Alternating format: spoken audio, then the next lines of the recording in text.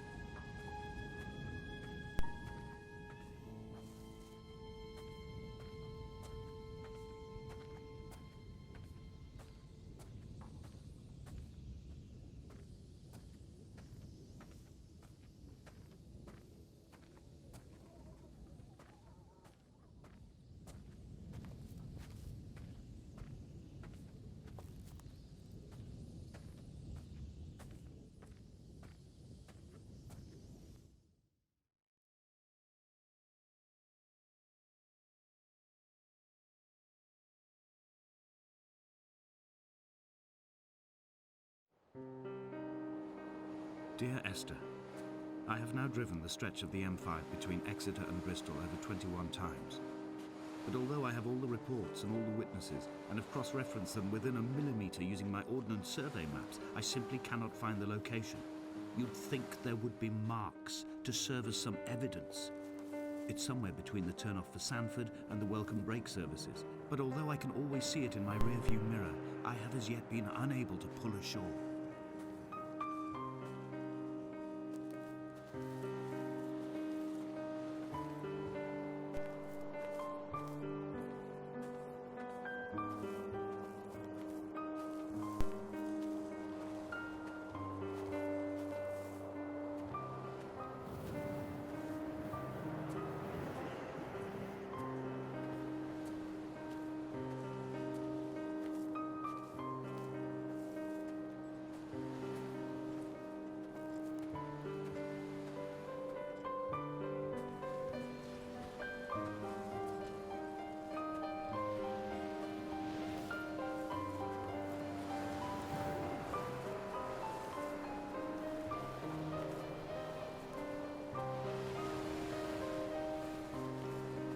I've begun to wonder if Donnelly's voyage here was as prosaic as it was presented.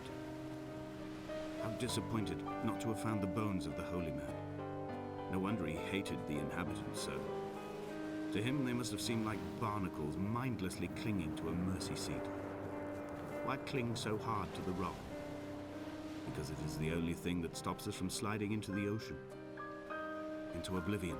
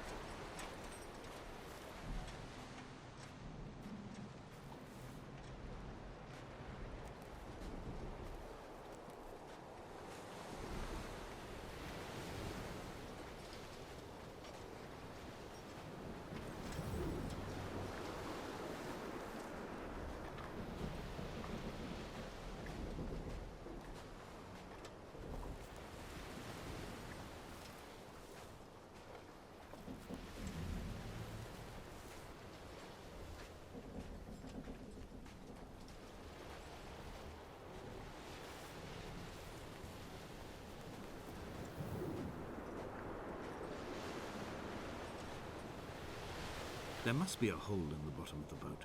How else could new hermits have arrived?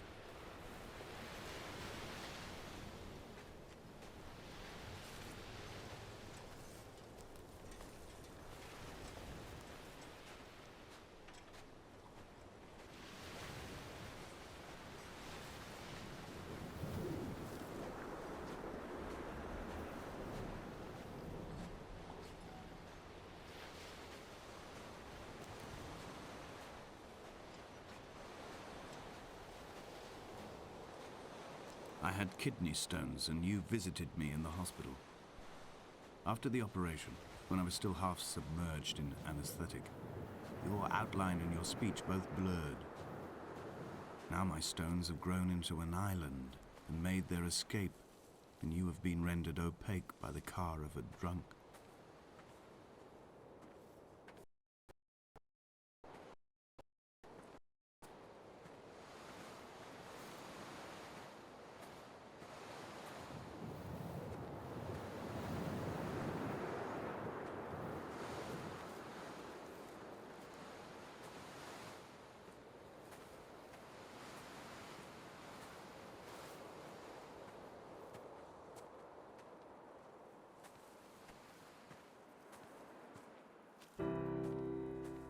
I've begun my ascent on the windless slope of the western side.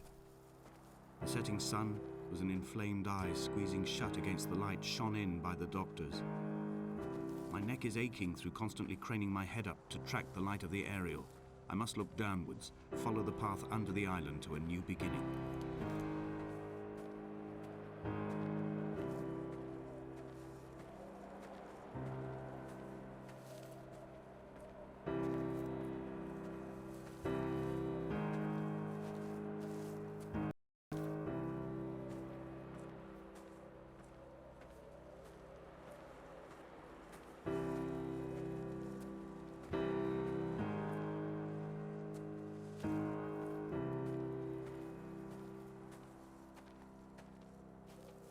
The bothy was constructed originally in the early 1700s.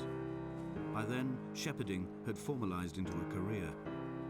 The first habitual shepherd was a man called Jakobsen, from a lineage of migratory Scandinavians.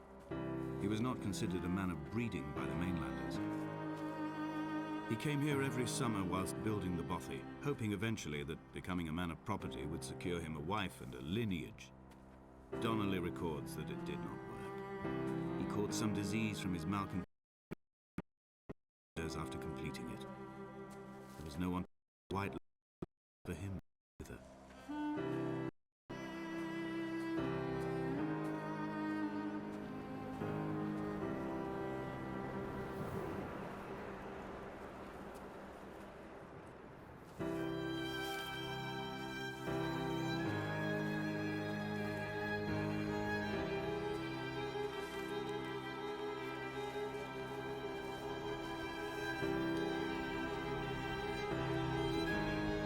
Is landfill. These false dawns waking into the still never light. I sweat for you in the small hours and wrap my blankets into a mass. I've always heard the waves break on these lost shores, always the gulls forgotten. I can lift this bottle to my ear, and all there ever is for me is this Hebridean music.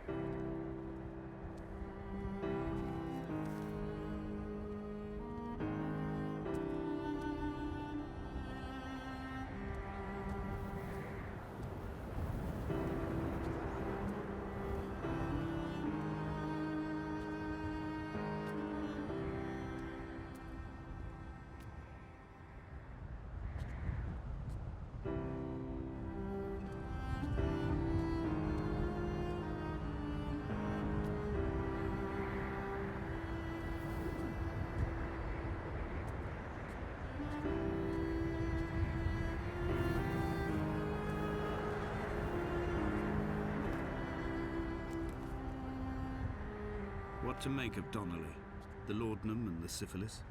It is clearly not how he began, but I've been unable to discover if the former was a result of his visiting the island or the force that drove him here. For the syphilis, a drunk driver smashing his insides into a pulp as he stumbled these paths, I can only offer my empathy. We're all victims of our age. My disease is the internal combustion engine and the cheap fermentation of yeast.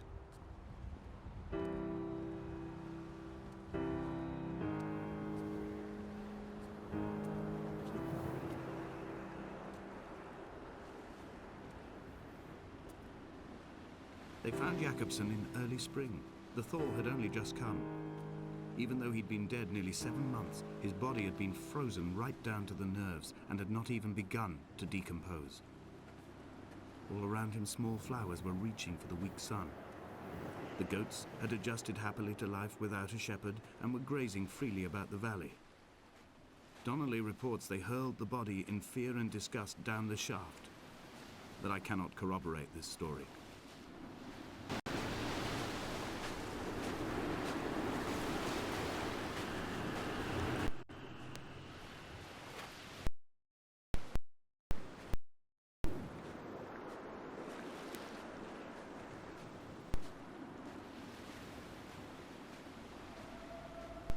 Climbing down to the caves, I slipped and fell and have injured my leg. I think the femur is broken. It is clearly infected. The skin has turned a bright, tight pink, and the pain is crashing in on waves, winter tides against my shoreline, drowning out the ache of my stones. I struggled back to the bothy to rest, but it has become clear that there is only one way this is likely to end. The medical supplies I looted from the trawler have suddenly found their purpose. They will keep me lucid for my final ascent.